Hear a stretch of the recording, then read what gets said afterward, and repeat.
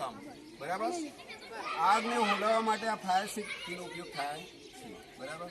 હવે આગ કયો લાગે તો તમને ખબર છે કે ઘરની અંદર લાગે તો પણ આનો ઉપયોગ થઈ શકે.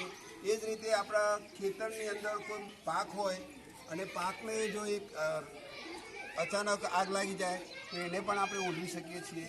એ જ રીતે શાળામાં પણ કોઈ જગ્યાએ એવી લાઇટથી અથવા તો કોઈ રસોડાની અંદર ઓચિંતી આગ લાગી જાય તો આ ફાયર સેફટીનો આપણે ઉપયોગ કરી શકીએ છીએ, બરાબર.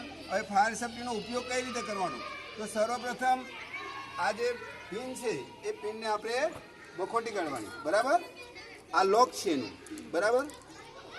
આનું એક નામ, આ ભાગ આ રીતે, આ નળીનો ભાગ આગળથી આ રીતે પકડવાનો અને જો આગ લાગતી હોય એની સામે આપણે પકડી રાખવાનું, બરાબર. અને આ જે ફ્લેમ છે એને દબાવવાનો, બરાબર. હા, ચાલો. હા, થોડી રીતે બધા છોકરાને સામાન્ય જ દબાવજો બેટા.